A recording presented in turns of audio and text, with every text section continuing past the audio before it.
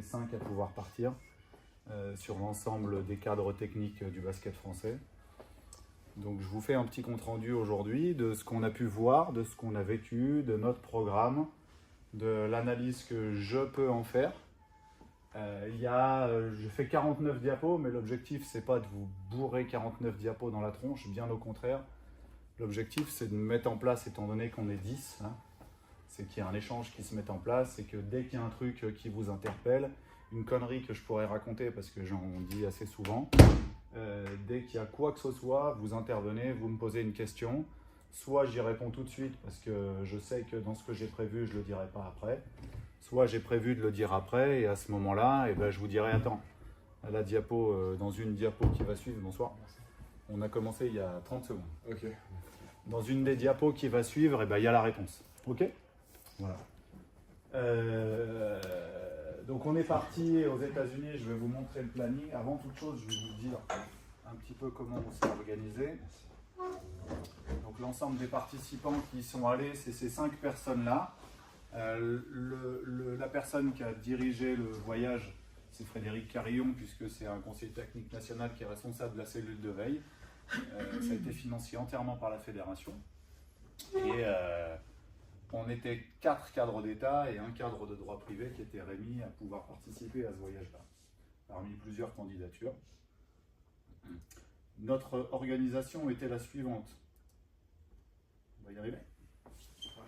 Mon cerveau, s'il est dans les deux sens, ça ne va pas le faire. On est parti le lundi 15, on est rentré le mercredi 24, on a à chaque fois un voyage d'une journée. On a fait un jour à Philadelphie, ensuite on a fait 4 jours à Washington et ensuite on a fait 3 jours à New York, avec à chaque fois, quand vous le voyez, une demi-journée orange, on avait quelque chose de prévu par rapport au basket, et quand c'était gris, c'était les transferts en voiture, et quand c'était blanc, c'était soit libre, parce qu'à un moment donné, quand on a la chance d'être aux États-Unis, on va pas se mentir, on est quand même allé se promener un peu pour voir 2-3 trucs, ça aurait été con de ne pas le faire, et de temps en temps, on s'est quand même un petit peu posé pour voir comment on allait pouvoir restituer les choses aux gens qu'on allait pouvoir rencontrer pour leur montrer ce qu'on a vécu, et puis aux financeurs pour leur montrer qu'on n'a pas juste fait des promenades à Manhattan et à Washington. Voilà.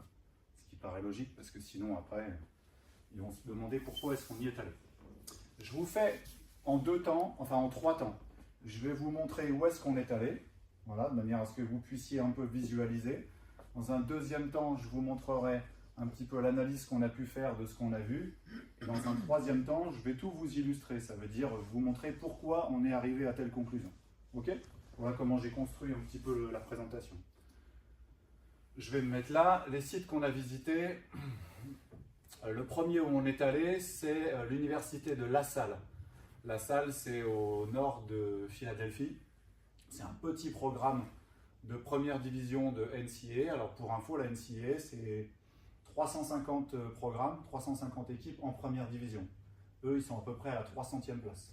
Voilà, quand je dis petit programme, donc on a visité ces gens-là.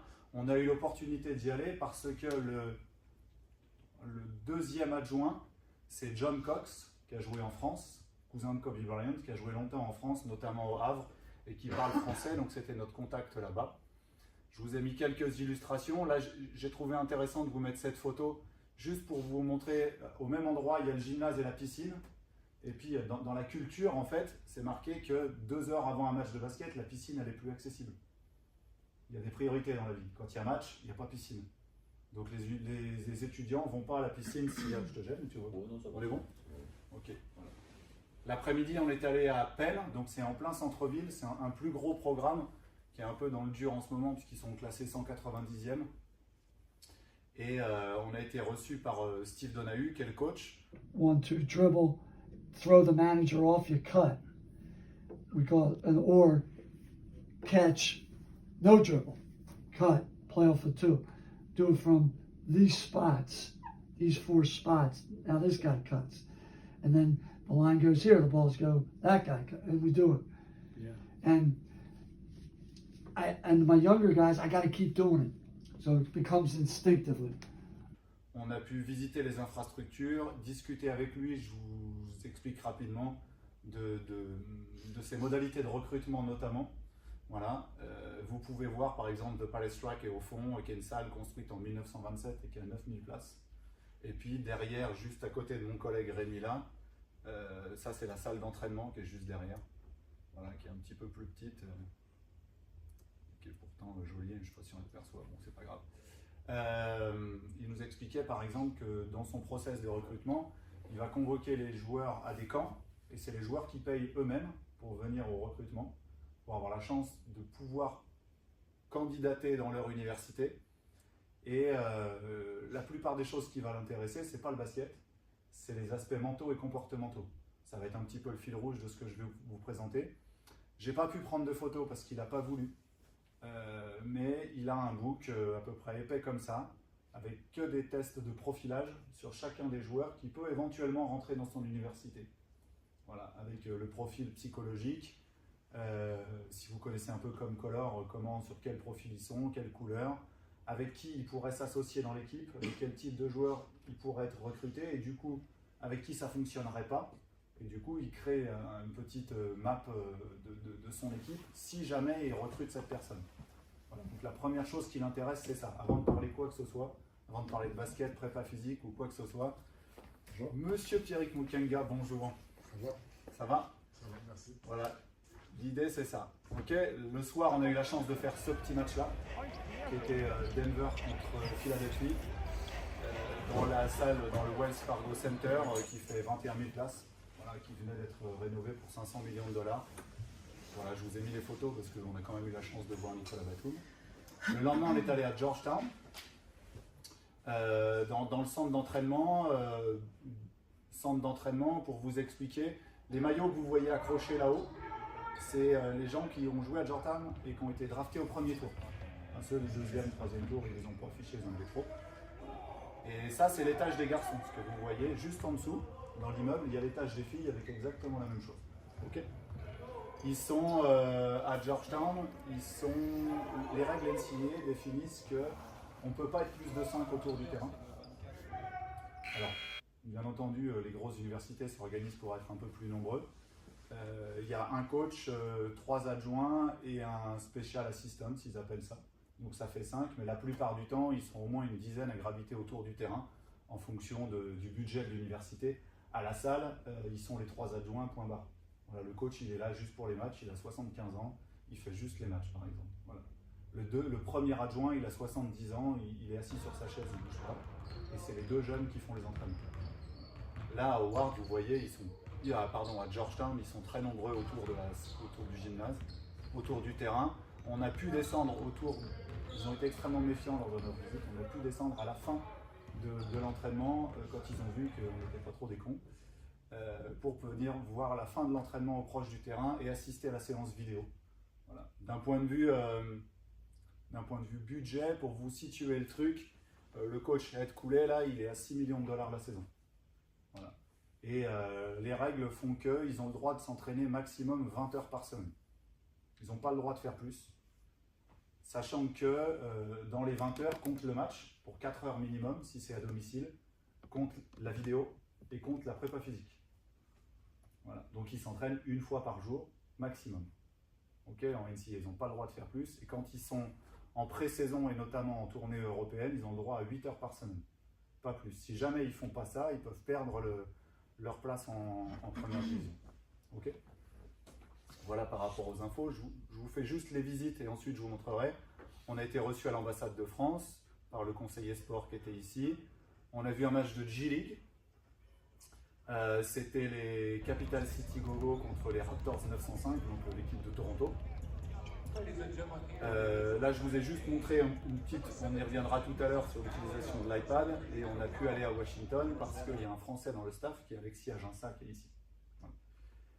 Les matchs de G-League, c'est assez particulier parce que vous avez tout le protocole NBA, la sécu, la sono et tout, mais il n'y a personne à regarder. Il n'y a personne. Voilà. Il y avait, je pense, s'il y avait 100 personnes au match, là, c'est grand maximum. Et après, les joueurs, ce qu'on nous a expliqué, bonjour. Pas de souci. Les joueurs, ce qu'on nous a expliqué, c'est qu'ils peuvent signer n'importe où en NBA à n'importe quel moment, dans n'importe quelle équipe. C'est pas parce qu'ils sont sous contrat avec la franchise des Wizards, grosso modo, qu'ils sont obligés de signer chez les Wizards. Bien au contraire, ils sont dans un pot commun et ils peuvent aller faire un mauvais contract n'importe où.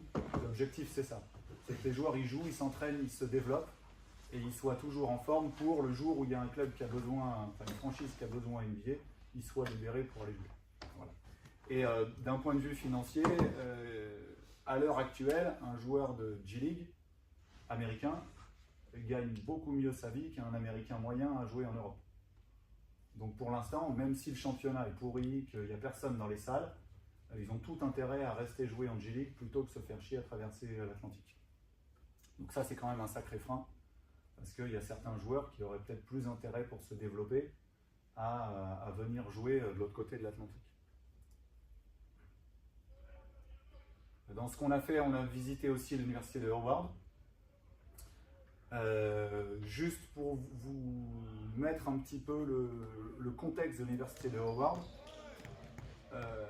la première ministre américaine, Kamala Harris, c'est ça, elle est de Howard. Et Howard, c'est la mecque de la pensée noire aux États-Unis. Ça veut dire que, par exemple, quand on est allé voir le match, 2000 personnes, on était les 5 seuls blancs dans la salle.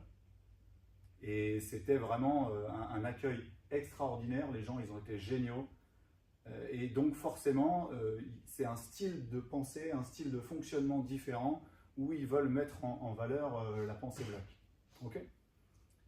Le coach Kenneth Blackney, il a repris Howard en 2019 où ils étaient 349e au classement national sur 350 et là il est 202 je crois. Donc il a gagné 150 places. Voilà. Et l'an dernier, il est champion de la conférence. Champion de la Mid-Eastern Conference. Je vous ai mis ça, vous voyez, après une grosse culture dans cette salle-là. À l'entraînement, là c'est l'entraînement qui est détaillé, on y reviendra plus tard.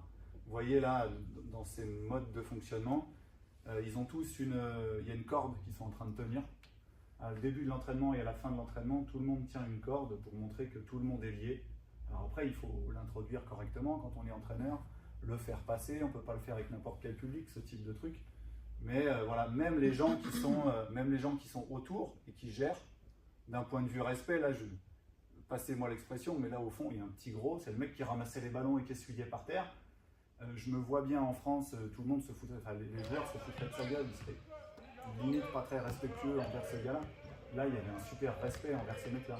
Il y a la nana qui gère les réseaux sociaux qui est là, il y a le mec qui prend les stats pendant l'entraînement, dont je vous parlerai tout à l'heure, ils sont tous membres du truc et il y a un gros respect de quel que soit ce que tu fais autour de l'équipe, même si tu es là pour plier les serviettes, il y a un immense respect de la part de tout le monde.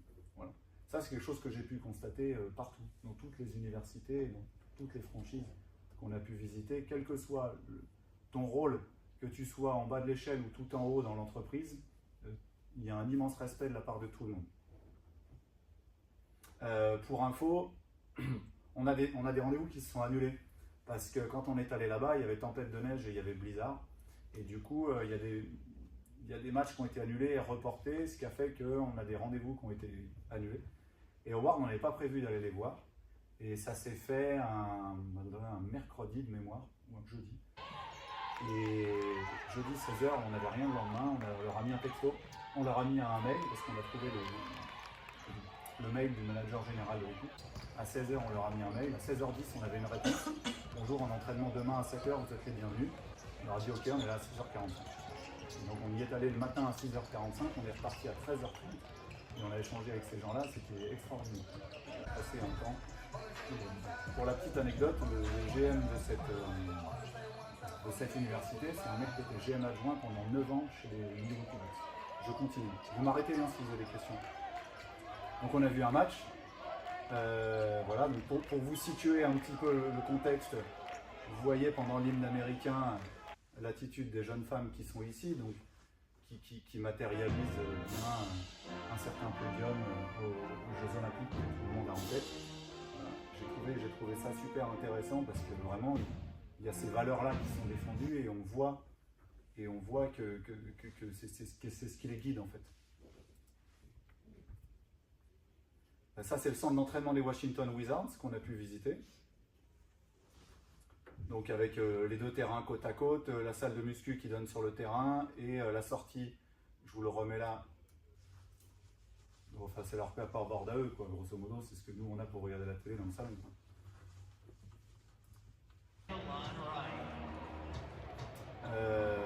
Le lendemain, on était invité à leur match aux Wizards. La chance qu'on a eue, c'est que c'est l'ambassadeur de France qui nous a fourni les places. La chance inouïe qu'on a eue, c'est qu'ils nous ont invités dans la loge de l'ambassade. Donc on a pu voir le match dans ces conditions.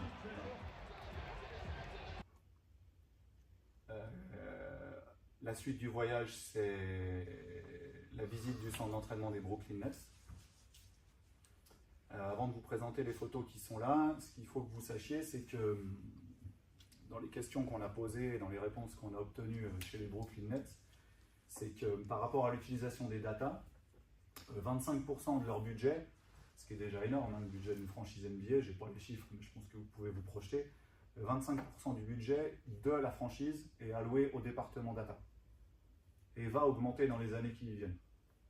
Le département data, d'un point de vue ressources humaines, c'est 2 data analystes, 4 ingénieurs informatiques, 6 mecs qui font les montages vidéo et 30 scouts à travers le monde.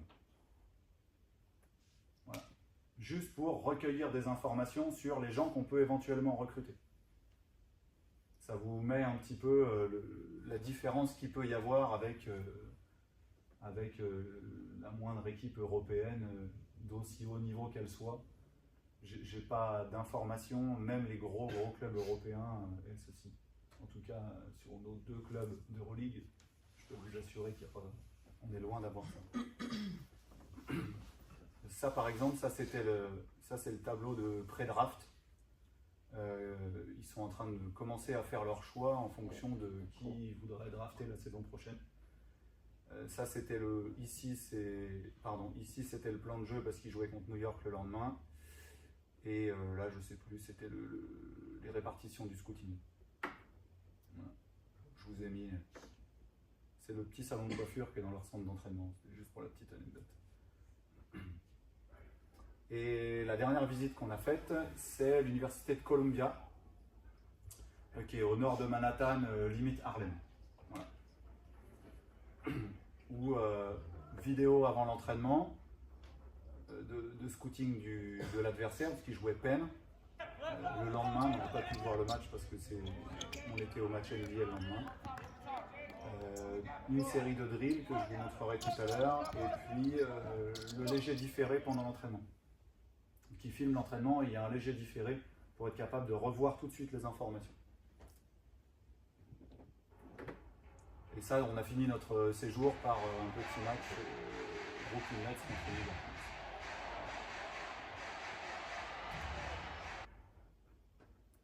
York. Dans l'analyse,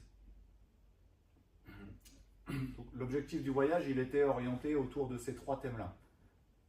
Les questions qu'on a posées, c'est comment est organisée la formation des entraîneurs aux États-Unis, la formation du joueur et notamment le recrutement, la détection, comment vous fonctionnez. On a posé les questions au staff des équipes NCAA et NBA, et puis quelle utilisation vous faites des datas. Okay. Bon, je vous ai rappelé ça, qui nous a reçus.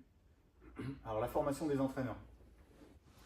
La première chose, c'est que USA Basketball, donc la fédération, a récemment mis en place un label or, argent, bronze pour les entraîneurs qui veulent se former. Voilà. C'est-à-dire qu'on n'est pas du tout sur un système où c'est le diplôme qui sanctionne la compétence, comme en France ou comme en Europe. C'est tu viens, tu es compétent, tu travailles, tu n'es pas compétent, tu es viré. On est à peu près là-dessus. Ce qui fonctionne, c'est qu'il y a énormément des staffs très développés, donc finalement, quand on commence au début, eh ben, on a des petites responsabilités et on arrive petit à petit, notamment en NCAA où les choses se font petit à petit pour ceux qui n'ont pas été d'anciens joueurs pro ou d'anciens joueurs de l'équipe universitaire. La première année, peut-être qu'on a candidaté juste pour renvoyer les ballons et essuyer le parquet, parce qu'à tous les entraînements, il y a des étudiants volontaires qui sont autour du terrain et qui sont là juste pour renvoyer les ballons et essuyer le parquet. Pendant toute l'année à l'entraînement, ils sont là, ils ont la petite tenue, Georgetown, Howard, tout ce que vous voulez. Ils sont présents au match, ils sont là, ils font que l'intendance. C'est gratuit, ils sont là pour ça. Éventuellement, la deuxième année, ils peuvent passer Graduate Assistant.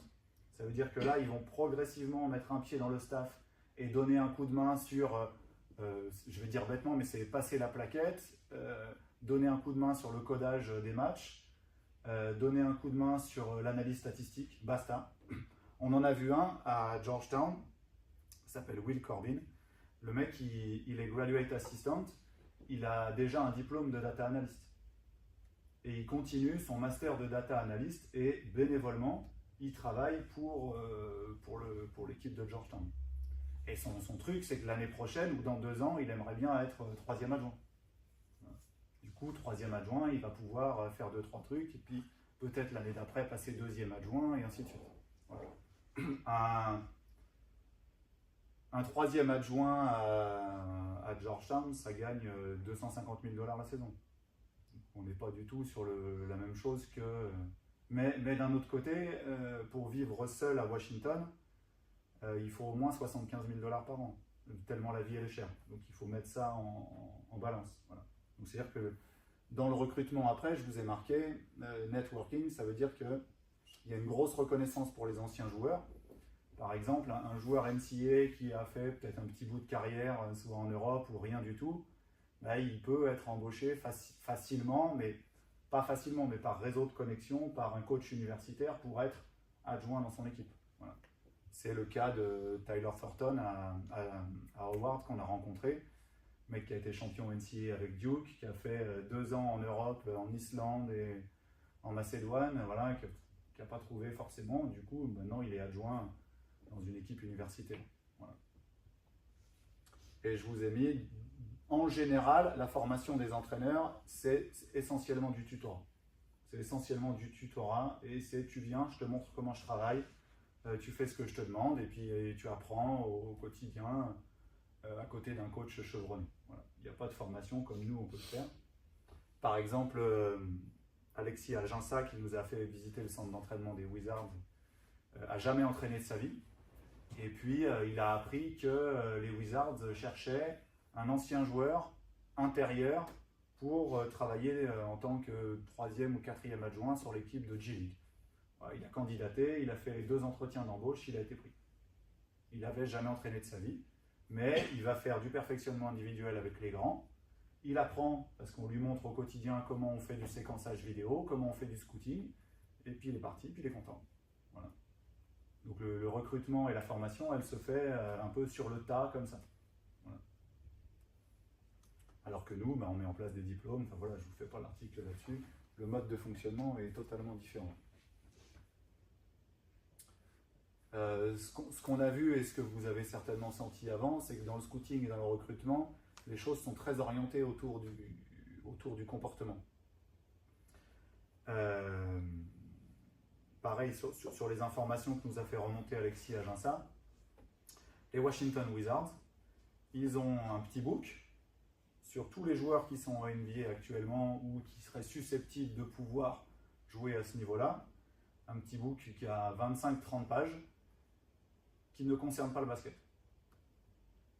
Ça veut dire qu'ils listent finalement comment ils se comportent avec l'entraîneur, comment ils se comportent avec leurs coéquipiers, comment ils se comportent dans des situations difficiles, comment ils se comportent avec le mec qui passe la serpillière, avec la dame qui nettoie les toilettes, avec celui qui sert le repas. Qui sont ses parents? Est-ce qu'ils sont en vie? Est-ce qu'ils ont fait de la prison? Pour qui ils votent? Qui sont ses amis?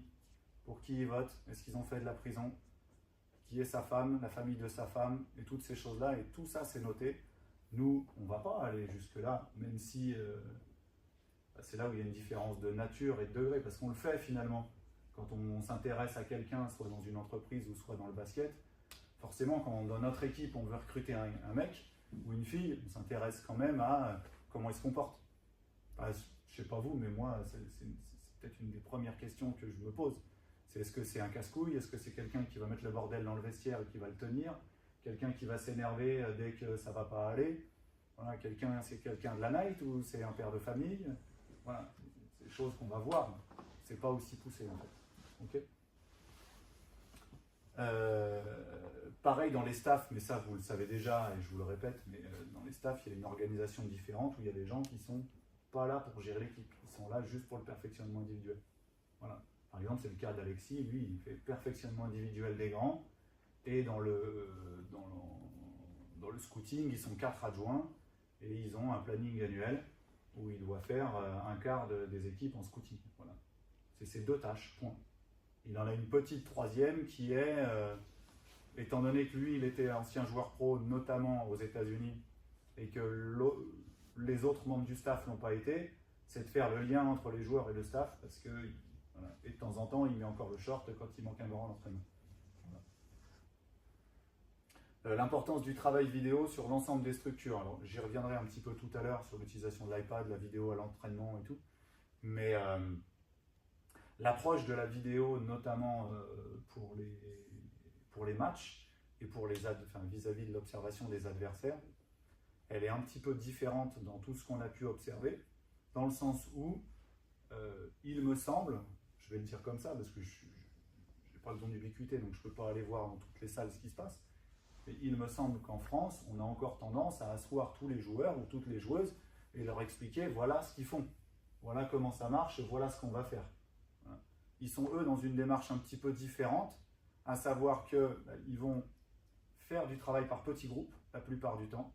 Ça veut dire que les arrières, les ailiers, les intérieurs, ils ont un montage vidéo qu'ils reçoivent différemment et ensuite ils les reçoivent par petits groupes et ils leur posent des questions. Est-ce que tu as regardé ça? Qu'est-ce que tu en penses? Comment tu vas pouvoir faire? Voilà.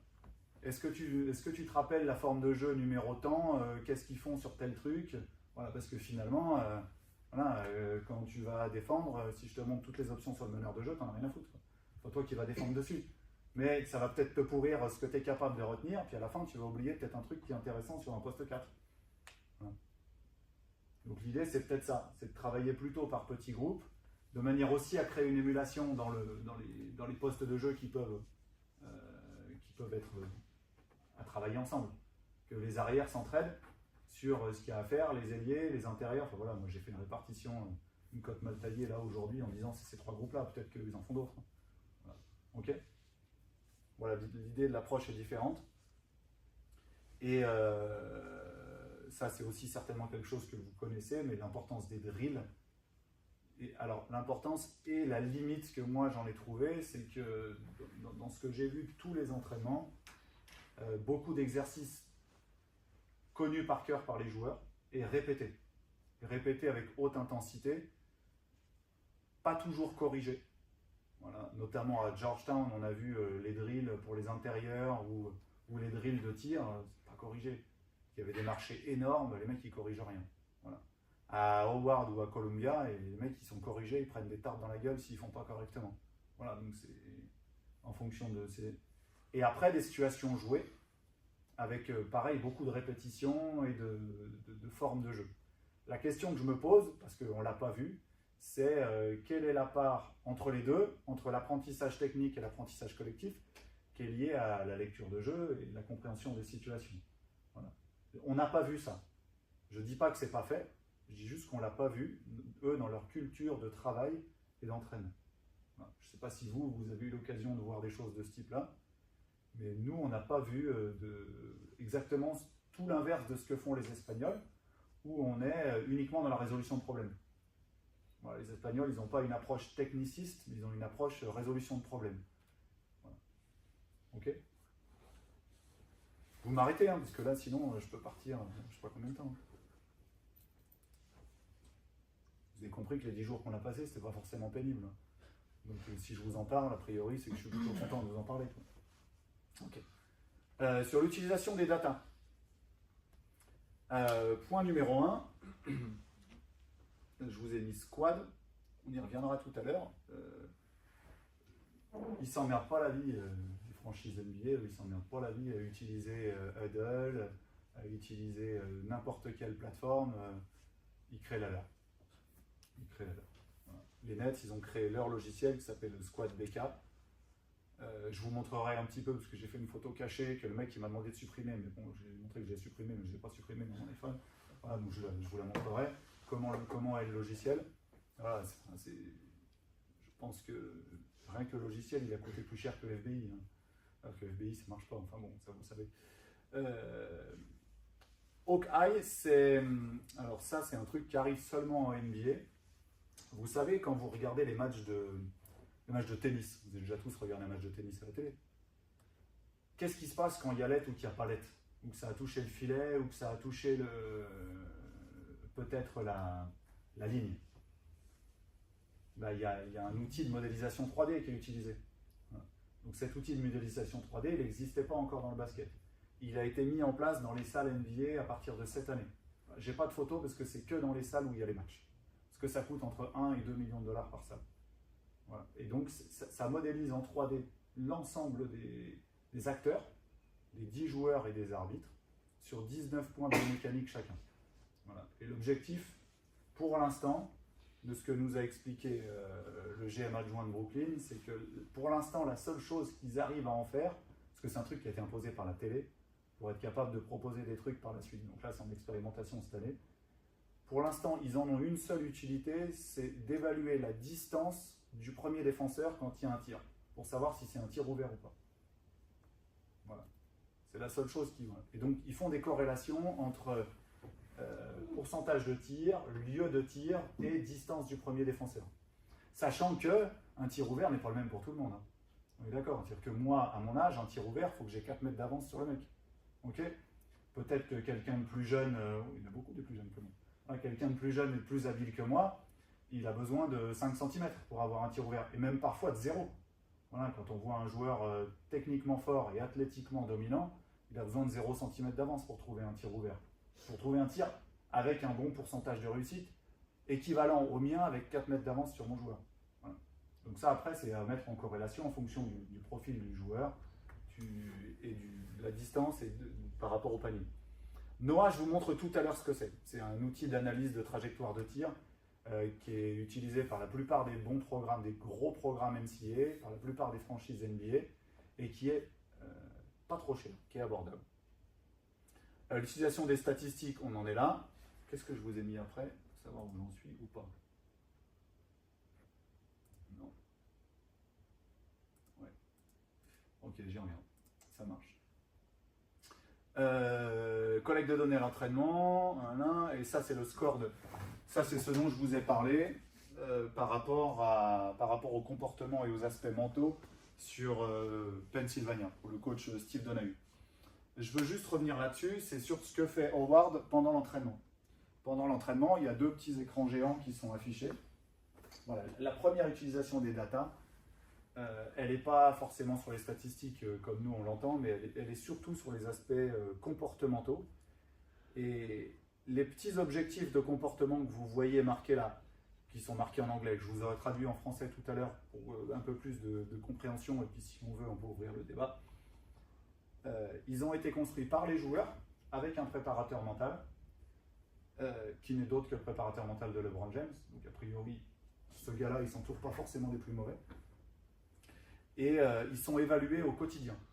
Ça veut dire que pendant l'entraînement, il y a quelqu'un, parmi les étudiants bénévoles qui sont autour, avec son petit tableau Excel, et qui compile dans ces 17 colonnes par rapport aux 15 joueurs qui sont à l'entraînement, quand il y en a qui font et quand il y en a qui ne font pas. Et à la fin de l'entraînement, il y a un classement du joueur de l'entraînement pour savoir si on est dans les objectifs comportementaux. Ok? On reviendra sur le truc. Il y a la même chose à Columbia, et là on est sur des choses un peu plus basket, mais le mec qui compile, il a 64 critères. Donc il a intérêt d'être meilleur que nos OTM le dimanche. Je n'avais pas critiqué le fait que c'était dur d'appuyer sur un bouton. En résumé, les choses qui nous apparaissent importantes et qui ressortent de ce truc-là, c'est que dans chaque structure, ils ont un ADN propre, des valeurs qui sont affichées partout, et un petit peu à l'inverse de... c'est vraiment, je trouve que ça tranche avec ce qu'on peut voir quand on arrive dans nos structures à nous, c'est qu'on ne sait pas forcément... Alors après, quand on vit à un endroit depuis longtemps, dans une région depuis longtemps, on est capable d'identifier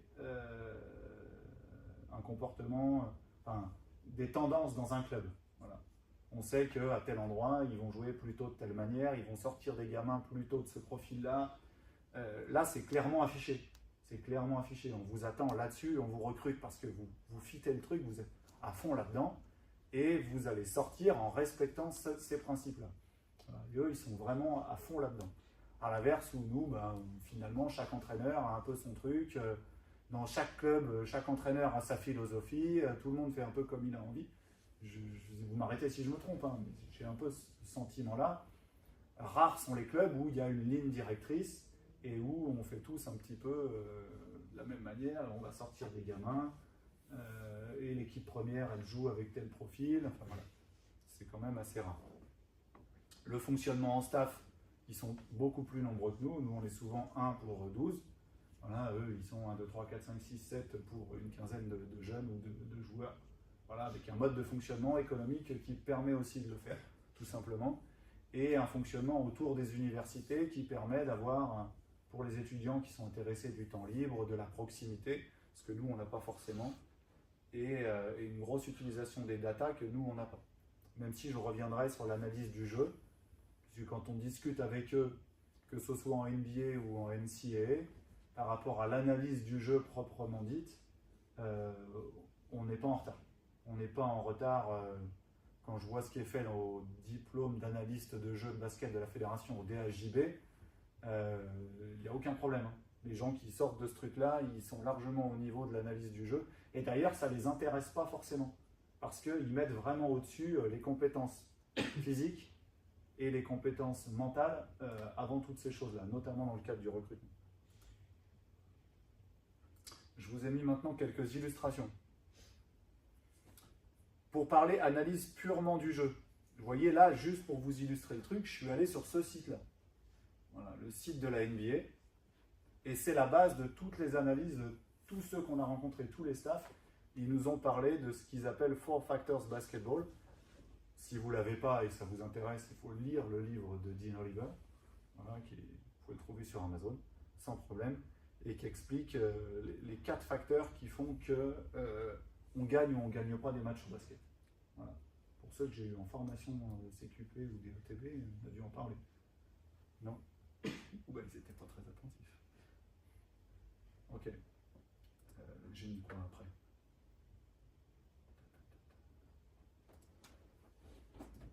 Alors juste, on va en parler rapidos. Donc il explique que le plus important, c'est de mettre des paniers. Voilà. Donc c'est ce qu'il appelle le pourcentage de tir effectif. Vous connaissez ou pas? Pourcentage de tir effectif, c'est le nombre de paniers marqués à 2 points, d'accord, plus 0,5, nombre de paniers marqués tout court, pardon, plus 0,5 fois le nombre de paniers à 3 points. Ok, divisé par le nombre de tirs tentés. Ça veut dire qu'on bonifie le nombre de tirs à 3 points. Enfin, on bonifie quand il y a des paniers à 3 points qui sont marqués. Ok? Surtout maintenant avec le pourcentage de tirs à 3 points par rapport au nombre de tirs à 2 points. Ok? Et ça, il estime que ça vaut dans 40% de la performance, qu'on gagne ou qu'on ne gagne pas. Ok? Le deuxième point qui l'intéresse, et qui pour lui vaut 30% de la victoire, c'est les rebonds. Et c'est notamment, pas comme vous voyez quand vous regardez David Cosette et Ali Traoré, même si je les aime bien, mais la somme de rebonds, ça vaut rien. Parce qu'en fait, les rebonds, ce ne sont pas des chiffres absolus, ce sont des chiffres relatifs. Ils sont relatifs au nombre de tirs ratés. Ok? Parce que si je joue et que je rate beaucoup de tirs et que je prends beaucoup de rebonds off, et puis que je re-rate et que je re-rate, finalement, je vais prendre beaucoup de rebonds, mais je ne vais pas gagner le match. Ok? Donc le pourcentage, ce qui est important, c'est le pourcentage de rebonds défensifs. Donc c'est combien je prends de rebonds défensifs sur le nombre de tirs qui étaient ratés de l'adversaire. Le nombre de tirs ratés, on l'a assez facilement, c'est le nombre de rebonds off de l'adversaire plus le nombre de rebonds def à moi. Ok? Généralement, un bon pourcentage, c'est autour de 75%. Si je prends les 3 quarts des rebonds défensifs sur mon panier, je suis pas mal. Ok? Et à l'inverse, Si je veux mon pourcentage de rebond off, si je suis à plus de 25% de rebond off, je suis pas trop mal. Ok? C'est pour ça qu'on ne peut pas, comme vous voyez à la télé, on ne peut pas additionner les rebonds off et les rebonds def d'une même équipe. C'est pas les mêmes tirs. C'est pas les mêmes tirs. Ok? Pour moi, c'est pas possible. Ça marche? Troisième point qui vaut 20%, c'est les balles perdues. C'est les balles perdues. De la même manière, les balles perdues, c'est un chiffre relatif, parce que le nombre de balles perdues, vous allez me dire que chez les gamins, il est énorme, chez les adultes, il est un peu plus faible, mais forcément, il y a plus de balles perdues, puisqu'il y a plus de possessions. Donc il faut le rapporter au nombre de possessions. Ok? Et pour ça, il faut avoir la formule de calcul des possessions. Donc si vous voulez, je vous la donne, mais peut-être pas maintenant, parce que sinon il va passer 2 heures. Donc ce qui nous intéresse, c'est le nombre de balles perdues, donc le nombre de balles perdues divisé par le nombre de possessions. Ok? Voilà. Et le quatrième point, qui vaut pour 10%, il est lié au lancer franc. Ok? Et lui, dans ce qu'il note, dans les lancers francs, c'est 2 informations qu'il voulait, c'était est-ce qu'on est adroit au lancer franc et est-ce qu'on va souvent sur la ligne. Parce qu'on peut être adroit mais jamais aller sur la ligne, et on peut aller souvent sur la ligne mais pas en mettre un. Ok? Les deux sont problématiques. Ok? Donc lui, il note le nombre de lancers francs réussis divisé par le nombre de tirs tentés de champ. Ok? C'est ça son ratio au lancer franc, c'est ça. C'est combien je marque de lancers francs pour combien de tirs tentés dans le jeu. Ok? Et du coup, à partir de là, il va faire ses ratios. Et quand il a fait ses études sur la NBA, la NCAA et tout, il se rend compte que les équipes qui dominent l'autre équipe sur ces 4 points-là gagnent systématiquement. Ok? Pour avoir entraîné en National 2, j'ai fait ces stats-là et je peux vous garantir que ça fonctionne. Quand ces 4 critères-là sont remplis, il y en a même 5 d'ailleurs, parce que si on veut aller jusque-là, eh ben, on gagne le match. Ok? Et je vous montre ça pour vous dire que c'est valable sur l'ensemble de la planète basket, ce truc-là, et que vous pouvez le réutiliser. Ça, c'est un truc que vous pouvez réutiliser, et même à haut niveau, eux, ils partent de là. Ok? Je ne sais pas si je vous ai noté le nombre de possessions, la définition, sinon je vous la donne.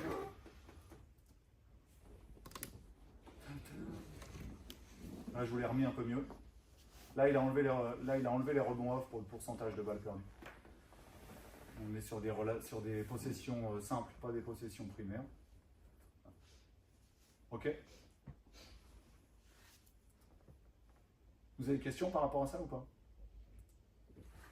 Non? Super.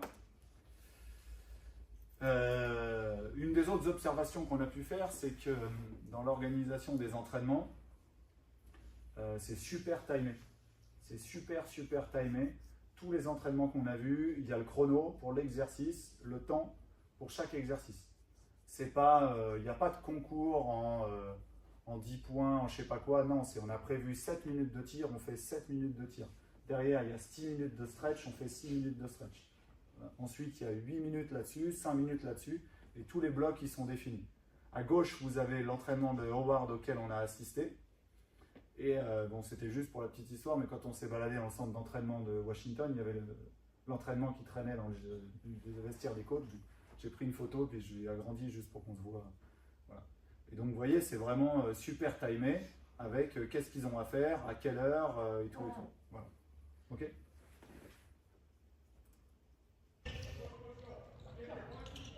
Vous voyez, là, je vous mets un exercice. Ça, c'était l'échauffement de Columbia. Il y a un exercice d'activation qui dure 1 minute. Le chrono, il est lancé pour 1 minute, quoi qu'il arrive. Je trouve que c'est intéressant parce que nous, on maîtrise notre timing d'entraînement. Et les joueurs, ils savent. Si c'est marqué qu'il reste 1 minute, j'ai 1 minute à faire comme ça. Ok? Alors, double approche, parce qu'on peut avoir le joueur tir au flanc qui sait que ça va durer 1 minute, donc peut-être il va se planquer au début. Enfin voilà, j'en ai eu des comme ça. Ou alors, tu as celui qui sait qu'il a 1 minute à envoyer, il envoie pendant 1 minute. Il envoie pendant 1 minute. Au moins, il sait ce qu'il a à faire pendant combien de temps. Voilà. Alors que parfois, des fois, nous, entraîneurs, on lance un exercice, les joueurs, ils ne savent pas combien de temps ça va durer. on leur fait des reproches sur l'intensité, mais forcément, peut-être que lui, s'il se dit putain, si je dois envoyer pendant 20 minutes comme ça, ben non, j'y vais tranquille au début. Voilà. Vous voyez dans l'approche. Après, il y a du pour et il y a du contre, mais voilà. Après, ils ont enchaîné sur un exercice de passe, pareil, 1 minute. Ils avaient un record de passe à faire. C'est un exercice à la con, qu'on peut tous mettre en place. Même au foot, ils font le même exercice en se passant la balle avec le pied. Et là, voilà, pendant 1 minute, ils ont envoyé. C'est un exercice d'activation au début, d'entraînement.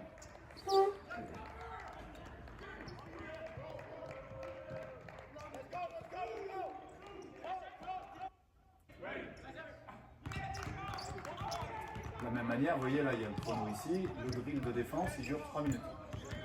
Pendant 3 minutes, ils doivent envoyer et ils ont les close-out à faire avec les orientations, quelle main je dois toucher, quelle attitude je dois avoir avec le haut du corps. Ils ont arrêté plusieurs fois, ils ont remis 3 minutes à chaque fois. Voilà. Et à l'inverse de ce que je vois quand nous, on est plus nombreux à avoir la chance d'entraîner, je vois très bien hein, quand on a un joueur, un adjoint, voire deux, la plupart du temps, l'adjoint, il fait quoi? Il est debout, il attend, il renvoie les ballons, ou alors il est assis. Ok, là, non, ils sont tous en train d'aboyer, en train de rappeler les consignes. Et du coup, ça crée une émulation. Voilà. Que nous, on ne fait pas spontanément.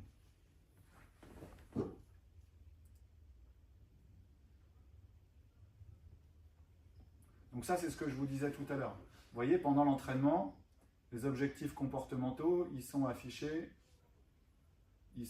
là-haut. Ah putain, je ne l'ai pas. Ils sont affichés en haut à gauche, vous voyez? Voilà. Donc, je vous les ai traduits. Ils sont un peu liés au basket. Vous voyez, ils sont rappelés aussi sur le tableau dans le vestiaire, à chaque fois. C'est des objectifs qui ne nécessitent aucun talent. Ça, là, ça nécessite aucun talent. Faire un stop en défense, traverser le terrain en moins de 6 secondes, parler en défense, intercepter, toucher les ballons, se projeter au rebond en attaque et en défense, replier après les balles perdues, contrer les tirs, gêner les tirs, faire des bulles, se taper dans la main, encourager ses coéquipiers quand on est sur le banc, répéter et retransmettre les consignes, parler et pointer, montrer quand il y a quelque chose qui ne va pas, bouger la balle en attaque et provoquer des passages en force. Voilà. C'est quoi les bulles? Se rassembler à 5 sur le terrain. Ok, voilà, ça c'est des choses. Et les gens sont évalués par rapport à ça. Je vous disais, pendant l'entraînement, pendant la totalité de l'entraînement, pendant les matchs. Et ça sert de support d'entretien. Voilà. Et ça c'est après l'entraînement, il nous a expliqué son entraînement. Vous voyez là, donc ce que lui il appelle EGB, Energy Generates Behavior. Il fait un match autour de ça. Donc de 7h47 du matin à 7h55, ils ont commencé l'entraînement à 7h00. Pour anecdote, ils s'entraînent à 7h00 parce qu'ils sont un petit programme et qu'ils sont connus de personne. Donc ils s'entraînent à une heure différente de tout le monde pour qu'il y ait des gens qui puissent venir les voir. Voilà. Et ce jour-là, on s'est levé, il y avait eu tempête de neige, il y avait ça de neige dehors dans Washington. On est arrivé là-bas. Il nous a dit, bon, aujourd'hui, on va y aller tranquille parce qu'il n'y a pas le kiné, donc on les a pas strappés. Et putain, si ça, c'était tranquille, quoi. Les mecs, ils ont envoyé comme pas possible. Et en fait, il n'y en avait pas un en retard. Hein. Il y avait 20 cm de neige, il n'y en a pas un qui était en retard. On est arrivé à 6h45 dans la salle, il y avait déjà des mecs en train de shooter. Donc dans l'investissement, il y a quand même quelque chose qui est important par rapport à ce que nous, on peut avoir. Donc leur exercice, de 7h47 à 7h55, donc pendant 8 minutes, il y a match, tout terrain, 5-5. Le score est de 20 à 20 au départ. Tu marques un panier à 2 points, tu mets 2 points. Tu marques un panier à 3 points, tu mets 3 points. Mais dès qu'il y a une erreur faite sur l'un des 17 critères, il enlève des points. Voilà. Dès qu'il y a une erreur faite, il enlève des points. Et ça compte dans le score du match. Donc il utilise aussi ce truc-là pour être capable de pointer ceux qui ne respectent pas les objectifs comportementaux. Et quand il fait les matchs, ben, il enlève des points quand ce n'est pas fait. Voilà. Je vous parle du deuxième exercice qui est là, parce que lui il appelle le kill game demi-terrain. Dans son analyse statistique, Kenneth Blackley, il explique que, alors après j'ai refait le calcul en discutant avec eux une fois que je suis rentré, il y a 65 possessions à peu près en moyenne dans son université, quand il joue. ce qui est un pace assez faible, parce qu'ils jouent en 30 secondes. Ils font souvent des possessions longues, et sur Home ils ont 20 secondes. Voilà. Et en plus, ils jouent en 2 fois 20. Et lui, il n'a pas un effectif pléthorique pour faire jouer, donc il joue plutôt à 7-8 joueurs qui ont du temps de jeu. Voilà. Donc du coup, il a un pace assez bas. Qu'est-ce qu'il appelle un kill? C'est quand tu fais 3 stops de suite. Voilà. Et il estime que dans ses matchs NCAA à lui, quand tu fais 8 kills, tu gagnes le match. Donc 8 fois dans le match, si tu fais 3 stops d'affilée, tu gagnes. Donc vu qu'il veut développer cet état d'esprit, demi-terrain, on joue. Tant que tu n'as pas fait 3 stops d'affilée, tu passes pas en attaque. Voilà. Tout simplement. Et je trouve que ce qui est intéressant, c'est, ben voilà, à partir de l'analyse statistique, j'ai trouvé cette information-là. Donc, comment je la mets en œuvre après à l'entraînement. Et je trouve que c'est un exercice qu'on peut réutiliser. Peut-être 3, c'est beaucoup, en fonction du public qu'on a, mais déjà 2. Déjà 2, c'est pas mal. Vous voyez? Ça rejoint, je t'ai dû le faire avec vous, c'était Ettore Messina qui en exercice travaillait toujours sous forme aller, retour, aller. C'est toujours la même équipe en défense au début. Et le seul moyen qu'elle a de commencer en attaque, c'est de faire un cycle stop, panier, stop. Tant que tu n'as pas fait 3 actions positives d'affilée, tu n'as pas le droit d'avoir la balle au début. Tu joues, par exemple, tu joues en 11 points, mais c'est tout le temps la même équipe qui a la balle au début. Sauf si, ceux qui étaient en défense, ils sortent les doigts du cul pendant 3 possessions et ils font stop, panier, stop. Et du coup, ça oblige à s'investir. Vous voyez ce que je veux dire? Alors que quand on fait un match, on dit on joue 11 points. Les joueurs, ils n'en ont rien à carrer de défendre. Puisque tu joues en 11 points. Ça va durer le temps que ça durera, on s'en fout. Voilà. De toute façon, on peut bien en encaisser 8, on s'en fout. On joue en 11. On doit en marquer 11. Vous voyez, l'état d'esprit, il est un peu différent. Et ça, c'est un exercice qui peut peut-être aider à travailler l'investissement défensif dans la longueur. Parce que c'est vrai, je sais pas, moi je me mets à la place, quand on se fait stopper 3 fois de suite, généralement, c'est qu'on n'est pas bien. Hein. Qu'est-ce qui se passe derrière? Et ouais. Donc tu peux pas le faire 8 fois dans le match, ce temps mort. Hein. Puis bon, généralement, tu prends ton mort, puis quand on a pris 3 de suite d'affilée de stop, c'est pas sûr que tu inverses la tendance. Hein.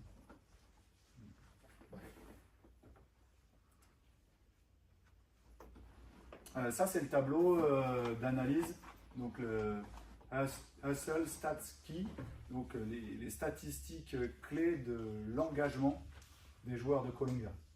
Voilà, ça, c'est le tableau qui est pris en charge. Là, je vous ai juste fait une capture d'écran, mais je l'ai, le tableau, il nous l'a envoyé, l'adjoint.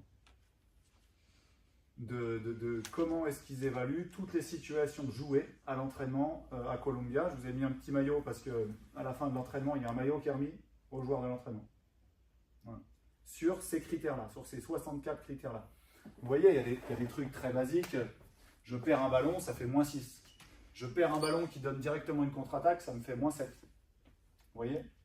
Je fais post-feed, je mets la balle, poste bas, je prends un point. Je suis à l'intérieur post-throw-out, je ressors un ballon, je gagne un point. Et ça évite les gloutons. Ah, je valorise le mec qui monopolise pas la balle. Je fais screen assist, je fais un très bon écran qui va libérer un joueur qui va être capable de tirer. Vous voyez les choses de ce type-là, bon, pas décisive. Qu'est-ce qu'il y a? Virtual assist, c'est l'extra passe, c'est la passe avant la passe décisive. Vous voyez? Ah, c'est plein de trucs de ce type-là et je trouve que c'est intéressant. Rater un lay-up tout seul, -4. Et il y avait un seul gars qui faisait ça pour tous les joueurs. Ouais. 64 critères. Ouais. Alors, Ouais. C'est une machine. C'est une machine. C'est une machine, le mec. C'est une machine. Je pense qu'à force, il est. Ou alors il s'est fait une commande vocale ou j'en sais rien. Mais je te les montrerai. Après, il y avait un autre mec à côté de lui, donc peut-être qu'il avait un crieur. C'est possible. Ouais. Enfin voilà, je trouve que. Alors c'est très américain, c'est jusqu'au boutiste. Voilà. Mais dans l'idée de dire, moi ce qui m'intéresse c'est ces choses-là et je vous évalue de cette manière-là. Voilà. Je vous évalue de cette manière-là parce que c'est ces critères-là qui, je pense pour moi, peuvent permettre de gagner les matchs. Mais c'est vrai que c'est vraiment jusqu'au boutiste. Bon, par contre, ils n'ont pas trop de mal à filer des maillots. Columbia, c'est 70 000 $ l'année. Tu peux rentrer à Columbia que si tu prouves que tu as 100 000 $ sur ton compte. Voilà. Et une année avec l'hébergement, ça coûte 120 000 $. Le hasard a fait que quand on est arrivé à Columbia, on est en train de chercher à manger, on cherchait le Resto U, qui nous a pas coûté 2 € et quelques comme ici, mais plutôt 15 $. Et dans le petit hall qui mène au Resto U, on entend un mec parler français en FaceTime, donc on lui dit on pourra discuter avec toi après. Et donc il finit sa conversation et on discute avec lui après. Et ce qui était rigolo, c'est qu'il fait un diplôme de data analyst. Donc du coup, on a discuté de comment est-ce qu'il fait ses data ou comment il fait ses études. On n'aurait jamais pu rentrer, mais il nous a ouvert le département data de Columbia. J'ai pas eu le droit de prendre des photos. Il nous a montré comment ils fonctionnaient, quel était leur organigramme, qu'est-ce qu'ils cherchaient comme travail après. Enfin voilà. Et du coup, a priori, on est en train de l'aider à trouver un stage dans une franchise NBA pour pouvoir continuer ses études. Voilà. C'était pour la petite histoire. Alors, je vous montre l'utilisation de la vidéo à l'entraînement. C'est juste pour vous dire que nous, on a Keymotion dans les salles de pro. Voilà. Eux, ils utilisent ce Keymotion sur cet écran comme ça pourrait être fait sur un iPad avec un léger différé. Eux, ils ont choisi de mettre 30 secondes. Ça veut dire qu'il se passe quelque chose. Le mec qui sort, que ce soit un exercice, que ce soit une situation jouée, il peut tout de suite, après avoir pratiqué sur le terrain, il peut avoir une visualisation de ce qu'il a vécu. Est-ce que j'ai bien fait? Est-ce que j'ai mal fait? Est-ce que l'évaluation que j'en ai, elle est bonne? Voilà. C'est quelque chose qu'on peut utiliser aussi. Si vous en avez un iPad ou même un téléphone, vous pouvez l'utiliser à l'entraînement parce qu'il y a des logiciels gratuits de léger différé qui existent. Moi, quand j'avais le pôle à Antibes, je faisais ça. Je posais mon iPad à un endroit, je mettais un léger différé de 10 secondes, les gamins ils faisaient l'exercice, je sais pas, un layup main gauche, une connerie, hop, dans la colonne, où ils devaient se replacer, il y avait l'iPad qui les avait filmés, et j'avais mis un léger différé d'une dizaine de secondes, et ils se voyaient à chaque fois. Et je trouve que d'un point de vue pédagogique, pour apprendre les choses aux gamins, c'est intéressant. Voilà, c'est une aide pour qu'ils soient capables de visualiser ce qu'ils sont capables de faire. Notamment quand vous êtes capable de leur faire un retour. Pareil, on est sur le layup, conduite typique du layup main gauche, le genou il reste là. Voilà. Ah non, il faut que la jambe libre elle monte. D'accord? Ouais, regarde, tu vois, tu as ce problème-là, regarde-toi quand tu passes. Corrige ce truc-là. Voilà. Enfin, c'est des idées, c'est des choses qu'on peut mettre en place tous les jours à l'entraînement. Le logiciel il est gratos. C'est une petite app et c'est des choses qu'on peut faire. Alors eux, ils le font, le parquet qui brille, le joli écran géant et tout, mais voilà, c'est exactement. Ils sont là les deux gars qui font les stats. Ouais, ils étaient deux. Ils étaient deux, les deux rouquins, là. Je les vois bien. Et ça, tout à l'heure, tu dis, ils ont les coachs qui font que ça. Ouais. Alors, tu dis qu'il y avait un gars de 70 ans qui coachait l'équipe. Ouais. Et là, ils ont deux gars qui font que la vidéo. Là, ouais, ça, c'est des mecs qui sont pas payés, les deux adjoints. D'accord. Et est-ce qu'il y a un gars qui fait son travail individuel, par exemple, comme tu dis, le double pas, où il a raté une action, une passe? Ouais. Est-ce que, par exemple, le 24, le coach, il lui dit, ben là, t'as pas fait ci, t'as pas fait ça, ou t'as fait ci, t'as fait ça. Est-ce qu'ils sont sur le truc positif, ou que sur le truc négatif, ou les deux? Tu vois, dans l'intervention. Alors, c'est marrant que tu en parles maintenant parce que le coach qui est là, Jim Ingles, c'est le seul qui a pourri la gueule des mecs pendant tout l'entraînement. Tous les autres, ils étaient là, waouh, c'est bien, c'est bien, c'est bien, c'est bien. Dans tout ce qu'on a visité, ils étaient tous dans le waouh, c'est bien. Et lui, par contre, avec le vocabulaire fleuri qui va bien, il les démontait en permanence. Et les adjoints, eux, ils étaient plus positifs. Tu vois? Dès qu'il y a quelqu'un qui ratait quelque chose, il y a un adjoint qui vient le voir et qui lui explique. Tout de suite. Voilà. Individuellement, c'est ça? Individuellement. Lui, il fait des gros stops consignes quand il y a besoin. Voilà. Ça, c'est l'organisation que j'ai vue en général. Voilà. Et ils ont tous... il y a un adjoint... Là, il y a un adjoint là. Le Renoir, c'est l'adjoint 1. Lui, c'est l'adjoint 2. Lui, c'est le special assistant. Eux, c'est 2 graduate assistants. Lui, c'est un Italien, c'est un consultant. Le mec, il a coaché 15 ans en Pro A en Italie. Et là, il vient d'être signé en tant que consultant à Columbia. Voilà. Et il n'a pas le droit d'être officiellement au bord du terrain. Il n'a pas le droit d'être sur le banc. Quand j'ai regardé les matchs de Columbia, il est sur le rang juste derrière. Et lui, il corrige énormément individuellement. L'ancien là, qui est le special assistant, il corrige énormément individuellement aussi. Et dans les organisations d'exercices, par exemple, quand ils veulent travailler la défense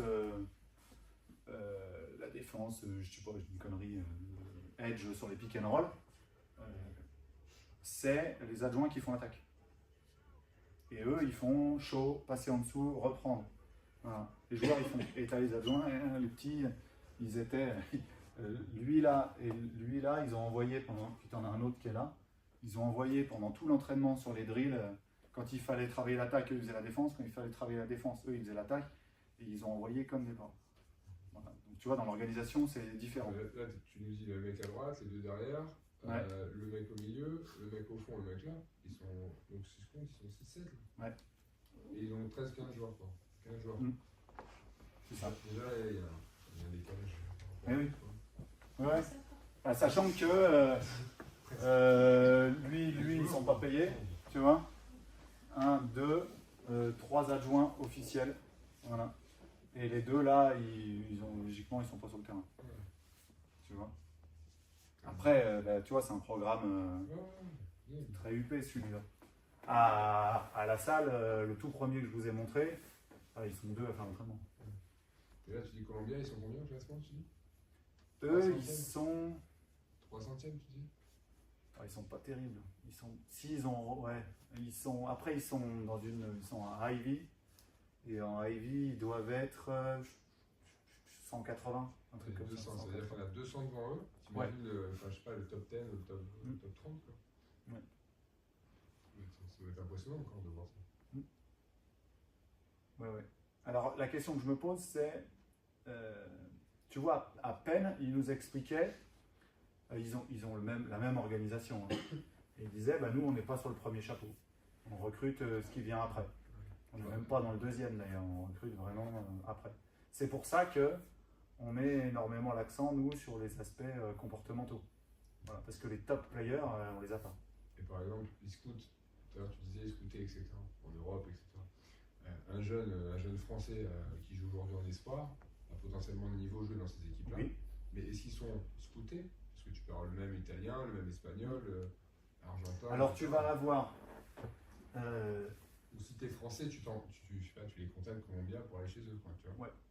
Bah, déjà, faut avoir les moyens. Ouais. Ça, c'est des facs que tu dois payer pour. Alors ils ont des scholarships, ça veut dire qu'il y a certains étudiants qui ne payent pas. D'accord. Voilà. Et tu en as d'autres qui payent. À Georgetown, on a très bien vu qui payait pas à l'entraînement. Ouais. C'était pas compliqué. Il y en a un, on s'est dit, c'est pas possible, il met pas un pied devant l'autre. Ouais. Il envoie des briques partout. À mon avis, son père, il doit financer l'université. L'université, les mecs, ils gagnent plein de trucs. Maintenant, Les grosses universités. alors maintenant, les joueurs ont le droit d'être payés.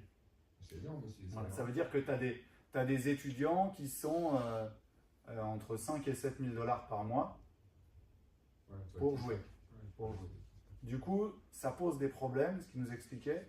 Ça pose des problèmes parce que ils rendent plus trop leurs devoirs, certains, enfin voilà. Et à contrario, ils ont plus maintenant, ils sont très intéressés par les joueurs européens, de plus en plus, ils commencent à s'y intéresser. Alors pour plusieurs raisons. La première, c'est qu'ils commencent un peu à se faire casser la gueule par les Européens aux États-Unis. C'est-à-dire que les meilleurs joueurs, le MVP tous les ans, les trucs, tu vois, parce que je fais pas de dessin sur Jokic, Doncic, tous ces mecs-là, plus Wembanyama qui arrive. Donc nous, la première chose qu'ils nous demandent, vous nous envoyez des Français? Non, mais on n'est pas là pour ça. Voilà. Donc du coup, ils s'intéressent à ce qui se fait. D'autant plus que les Européens qu'ils ont sont, d'après ce qu'ils nous disent, plus à même à faire leurs études. Parce qu'ils y vont aussi pour faire, ou d'abord pour faire leurs études. Donc tu vois, ils sont moins emmerdés par rapport à ça. Et les grosses facs, les gros programmes qui sont classés Yukon, Houston, qui sont classés Duke, North Carolina, qui sont classés tout le temps en haut, eux, ils vont prendre les top players. Il n'y a pas d'Européens quasiment. Et plus tu descends dans la hiérarchie, plus il y a de joueurs mondiaux, parce que c'est des gens qui viennent pour faire leurs études et qui sont aussi des bons basketteurs et qui vont pouvoir apporter, et qui eux payent. Voilà. Parce que tu vois, tu as des cas précis comme Ivy. Ouais. Tu vois, il a fait l'INSEP et après il s'est cassé en première division NCAA. Ouais. Et son salaire, c'était pas 5-7 000 $. Bah oui. C'était beaucoup plus élevé. Et lui, il était en top, top 20 des meilleures équipes. Ce que nous expliquaient les coachs, c'est qu'en plus, tu sais, avant, il y avait le système du redshirt. Ça veut dire que quand tu avais changé d'université, la première année, tu n'avais pas le droit de jouer. Ça n'existe plus. C'est-à-dire que tu peux changer d'université tous les ans maintenant. C'est un problème. Parce que pour construire dans la durée, c'est beaucoup plus compliqué. Tu vois? Et tu vas avoir donner plus d'argent aussi. Il y a ça aussi. Il y a ça.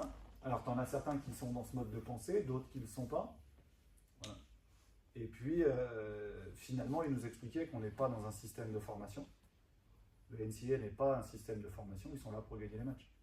Parce qu'ils ont des investisseurs, parce qu'ils ont des joueurs qui sont rémunérés, et qu'il y a un classement national, et ainsi de suite. Ils sont là pour gagner les matchs. Donc les gros programmes, plus tu vas en haut dans le classement, plus ils sont là pour gagner les matchs. Parce qu'ils ne peuvent pas se permettre de redescendre dans le classement. Et plus tu vas bas dans le classement, plus ils ont compris que le seul moyen qu'ils ont de gagner des matchs, c'est de former les gamins. Enfin voilà, moi c'est l'analyse qu'on en a faite. C'est-à-dire que quand tu vas au 200e, là ils sont obligés de faire bosser les gamins, parce que sinon Ils ne gagnent pas un match. ils ne gagnent pas un match. Et chez les filles, Exactement la même chose. même processus. Même process. Exactement le même. Alors forcément, c'est toujours nivelé par le bas, parce que les filles, on leur donne moins de sous, parce qu'elles ont moins de moyens. Mais ils tendent, dans tout ce qu'ils nous expliquent, à mettre les choses au même niveau. Voilà. Ok. Il y a d'autres questions par rapport à ça ou pas? Non.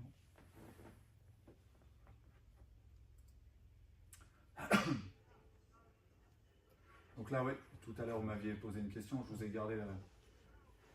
Donc Cody Toppert, là, il a la... C'est simple, c'est utilisation de l'iPad à ce jour, et je vous parlerai de ce qu'ils veulent faire. Utilisation de l'iPad à la place de la plaquette, parce que de toute façon, il ne va pas réinventer des trucs le jour du match. Voilà ce qu'il nous dit. Il réutilise des choses qu'ils ont déjà vues. Dans son iPad, il a, en fonction des joueurs qui sont sur le terrain et de comment ils sont capables de comprendre tout leur play en vidéo et tout leur play en schéma. Voilà. De manière à remontrer, ben voilà, prochain play, on joue ça.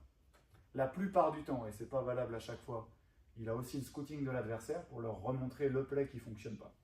Voilà. L'idée, c'est ça. C'est l'autre adjoint qui est là, je dirais pas qu'il a le crâne rasé, parce qu'ils sont un peu tous dans ce cas-là. Liam Flynn qui est derrière, c'est lui qui pilote l'iPad et qui, à la demande du coach, donne l'information. Voilà. Et le coach, après, il manipule l'outil.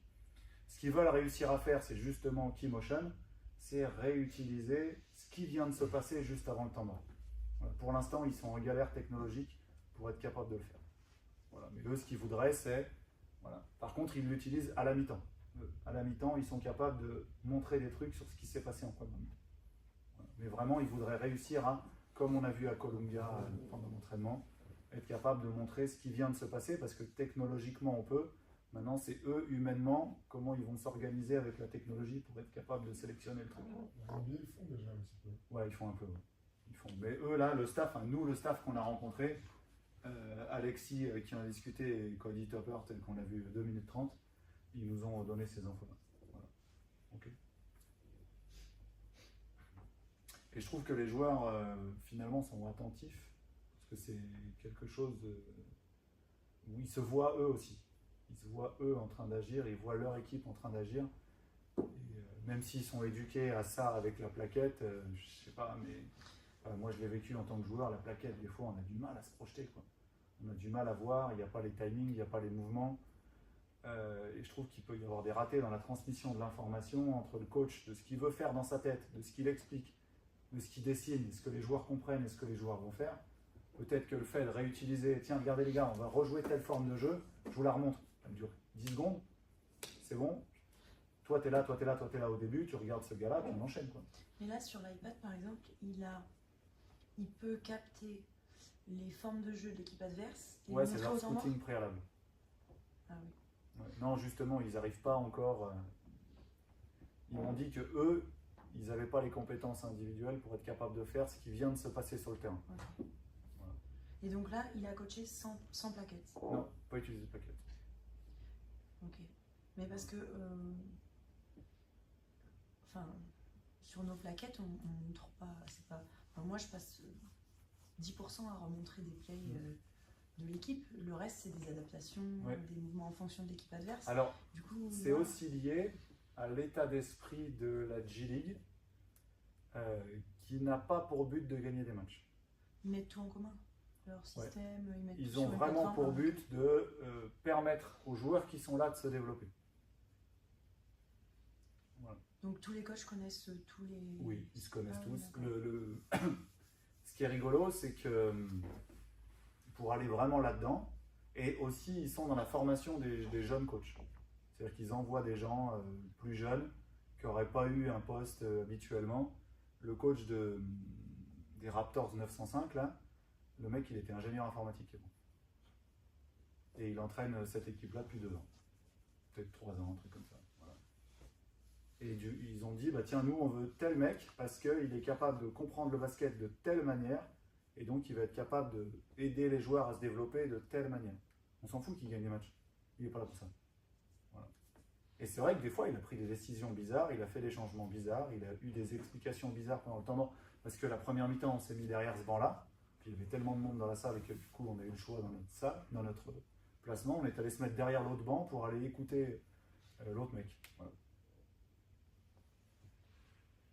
Et justement, avec sa tablette, est-ce qu'il fait comme les coachs américains, il fait des bulles un peu, ou il est tout seul dans son truc et là où il y a un conseiller? Non, ils échangent avant. Ah, ils échangent avant. Ouais. Ils ont les mêmes règles, donc si tu veux, vu que c'est en mort de 2 minutes, ils se retrouvent dans la raquette avant, ils échangent.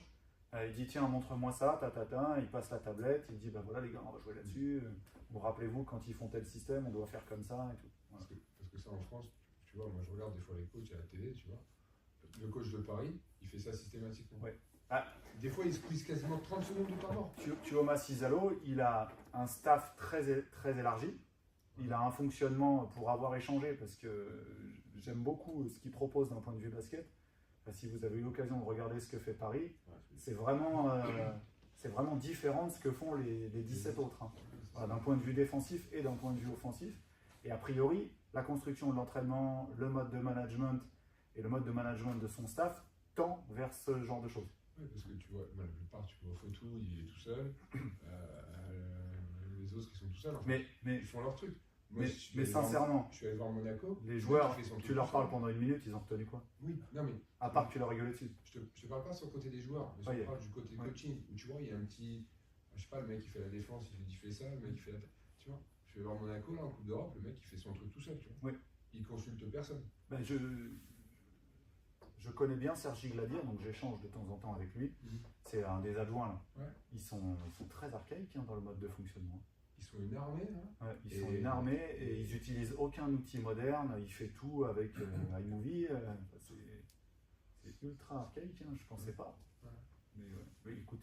Ouais, ça passe. C'est leur mode de fonctionnement à eux. Pour ça, je vous dis, entre ce que font certaines franchises et ce que font les top clubs chez nous, des fois, il y a des gros écarts. Alors, ça ne veut pas dire que ça ne fonctionne pas, mais dans le temps, est-ce que ça peut continuer d'être performant? Je ne sais pas.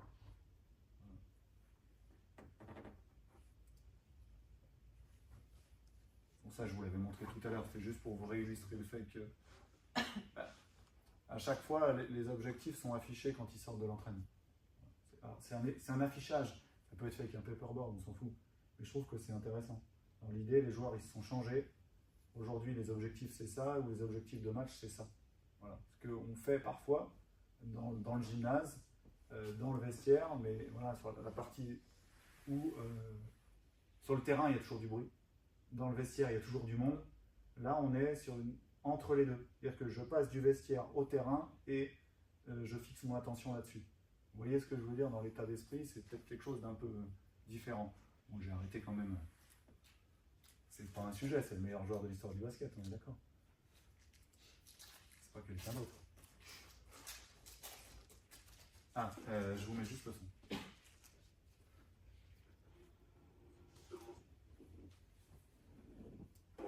Là, t'as les caméras qui sont juste au-dessus. Alors, plutôt que de répéter, vu que j'ai filmé Alexis quand il expliquait comment fonctionne Noah, je vous mets... Donc là, t'as les caméras qui sont juste au-dessus des paniers. Ouais.